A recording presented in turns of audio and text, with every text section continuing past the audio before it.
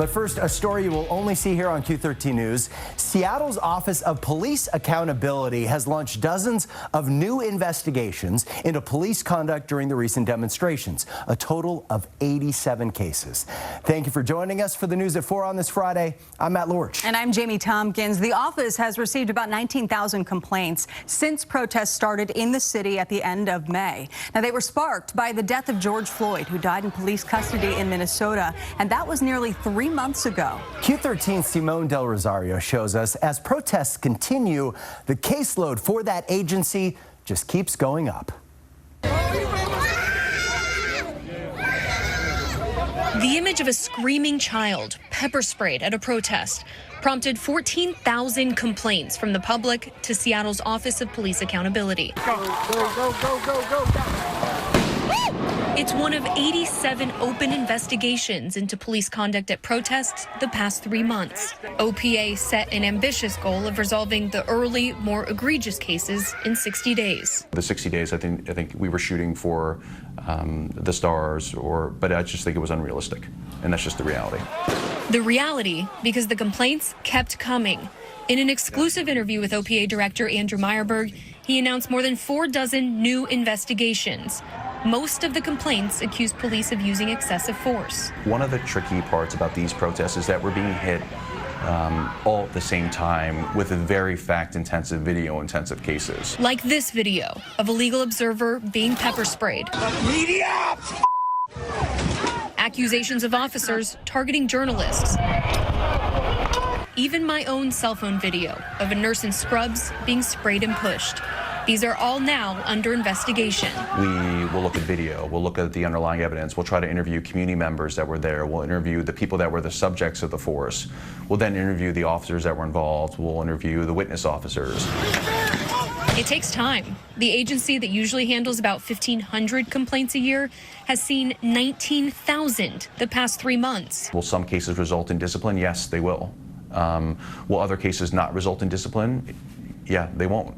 It's because these issues are complex and they were fast-moving, and because what you might see in a 20-second video on Twitter is not the entirety of the evidence that exists.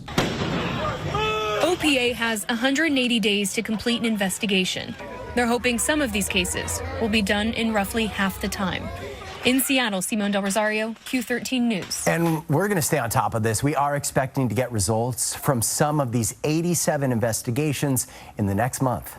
Well, Seattle Mayor Jenny Durkan is now responding to the City Council's vote back on August 10th, calling for the budget cuts to the Seattle Police Department. Now, the mayor announced today she will veto that decision. Q13's Brian Flores has more from that news conference this afternoon and joins us in the newsroom now with more really on what this means for public safety, Brian. Yeah, Jamie, in a nutshell, it basically goes back to the City Council. But this time, instead of going about a vote without the mayor's input, the mayor and the council have agreed to work together now with community input to address gaps that the mayor sees. But in terms of why she decided to veto the budget, she gave these reasons. I do not believe the 2020 budget in its current form moves us closer to those shared goals. In fact, the budget as passed by council would offer few additional cuts or changes, but could mire the city in extended bargaining and even lawsuits that could extend for months, if not years. It also did not sufficiently look at the issues of public safety. And I continue to have concerns with the council's decision to make cuts before developing a plan. That decision happened last Monday when the council voted to remove 32 police officers, patrol officers, I should say, reduce the size of specialty officers like Harbor Patrol, school resource officers, and SWAT. It also called for removing the city's navigation team, which helps provide services to people experiencing homelessness. The mayor today said there was no plan to address those gaps. The mayor also said today that she will now work with Council President Lorena Gonzalez to come up with a common engagement plan for police funding.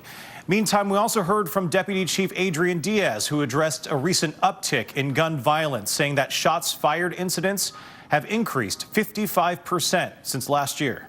During the summer months, it is routine for us to see an increase, more people out and about, but we're also dealing with a pandemic, And so thinking that more people were going to be more at home, that hasn't been the same case. So today was also current Police Chief Best's last official press conference. She gave her support to incoming Chief Diaz, urging the public to give him support during this transition, saying he will be a great leader for the department. But she was also in agreement with the mayor about the veto. She gave brief comments this afternoon.